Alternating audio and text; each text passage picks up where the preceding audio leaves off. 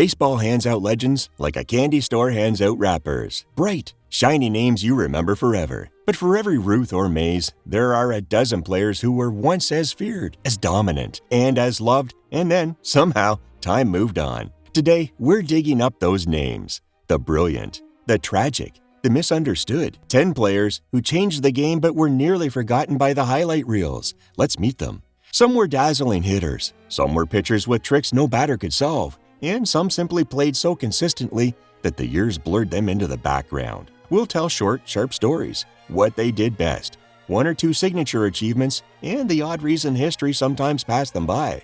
Ready? Let's go back in time. Nap Lajoie, the game's first franchise star, circa 1896 to 1916.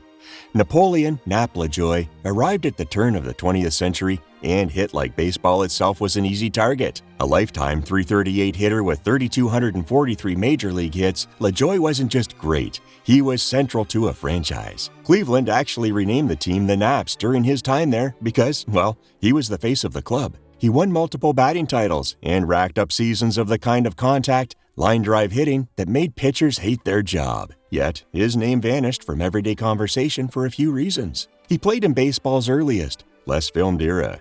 He overlapped with other huge personalities like Cobb, and the sports record-keeping and storytelling simply rewound so much of his era into generalities. If you want a shorthand for dominant hitter you don't hear about, Lajoie is it. A plug-in star whose numbers still stack up. Next we have Addie, the quiet perfectionist, 1902 to 1910. Addie Joss's career was efficient as his delivery. Multiple 20-win seasons, a career .189 ERA, one of the lowest in Major League history, and a perfect game in 1908 that remains one of baseball's early masterpieces. Joss didn't need flash. His sidearm motion and pinpoint command quietly ruined hitters' nights. The tragedy is part of why he slipped from popular memory. He died of meningitis at the age of 31, in the prime of his career, and therefore never accumulated the counting stats that fuel long-term fame. For historians and stat heads, Joss's .189 ERA and his surgical control kept him in elite company. For casual fans, he's the kind of genius you only meet when you study the record book. Next we have Heine Groh, the man with the bottle bat, 1912 to 1927. Heine Groh looks unusual even in his sepia photographs. He held a bat with an enormous barrel and a paper-thin handle, the famous bottle bat, and somehow turned that odd tool into on-base dominance. A career hitter around .292, Groh was as valuable for his plate discipline and doubles as he was for his glove at the hot corner. What buries him is timing. He straddled baseball's dead ball and live ball transitions, playing when the game was changing into the power era. That shift made power hitters of the era rock stars and allowed innovative, contact-oriented players like Groh to recede into the background. But if you study how batting approach evolved, Groh's bat and his results are a fascinating footnote to how hitters adapted. Next is Paul Derringer, the relentless workhorse, 1931 to 1945. Paul Derringer wasn't flashy, but he was durable, the kind of pitcher managers leaned on in pennant races. Over his career, he logged 223 wins and 251 complete games, a volume many modern pitchers will never approach. He was a central piece of the late 1930s Cincinnati teams and produced years where his innings and endurance were as valuable as strikeouts or ERA. The reason Derringer is often overlooked today is contextual. He pitched in some high offense periods and for teams that didn't always get national press, so his counting numbers look pedestrian next to a smaller set of dominant aces whose peak moments defined eras. Dig deeper, and you find a reliable ace who ate innings and helped win pennants. Exactly the kind of player every championship club needs. Now we move on to Joe Medwick, the Triple Crown's last NL winner, 1932 to 1948. Joe Ducky Medwick exploded in 1937, winning the National League Triple Crown with 374, 31 home runs, and 154 RBIs, and earning NL MVP honors the same year. He was a ferocious hitter, powerful, aggressive, and loaded with doubles and hits, and one of the era's most complete bats. Yet, Medwick's legend didn't sustain the same popular glow as some contemporaries because his era was dense with memorable names and because his temperament sometimes made him controversial. Famously, he was pulled from a World Series game in 1934 for his own safety after a hard slide provoked a riotous reaction from fans. In short, Medwick's peak seasons were enormous, but the story around him is more complex than a simple all-time great headline. which has contributed to his relative obscurity and casual fandom. Next is Minnie Miñoso, the Cuban comet and civil rights trailblazer, 1949 to 1980. Minnie Miñoso broke more than team records. He was among the first dark-skinned Latin stars to play regularly in the majors and brought a new generation of Latino flair to big league baseball. A multi-time All-Star and a 3-time Gold Glove winner, Miñoso combined speed, defense, and bat-to-ball skill and played in parts of 5 decades, which is a rarity, thanks to late career cameo appearances. He also carried the weight of integration. His path from the Negro Leagues and Cuban ball to the major leagues put him at the center of both baseball history and social change. If he's less prominent in the pop culture canon, that's partly because the story of Latino integration in baseball has only recently been explored in depth. Miñoso's legacy has been reappraised, and his Hall of Fame election in 2022 helped reclaim that history. And now, it's time for the 7th inning stretch fun fact. Okay, folks, it's time for the 7th inning stretch, and here's your fun fact. This one's about a pitcher who flipped a childhood farming accident into baseball legend. Meet Mordecai Three-Finger Brown. A farming accident in 1888 took parts of his fingers, but instead of holding him back, it gave him a wicked spin on the ball. Even Ty Cobb said, "It was the most devastating pitch I ever faced." Over 14 seasons, Brown piled up 239 wins, logged 1,375 strikeouts, and rocked a jaw-dropping 2.06 ERA. And in 1908, he helped clinch the pennant and ultimately win the World Series for the Cubs in the replayed Merkle game. After passing away in 1948, he finally got into the Hall of Fame in 1949. So yeah, I think we can all agree having fewer fingers wasn't a disadvantage. It was a superpower. And now, back to your regularly scheduled program.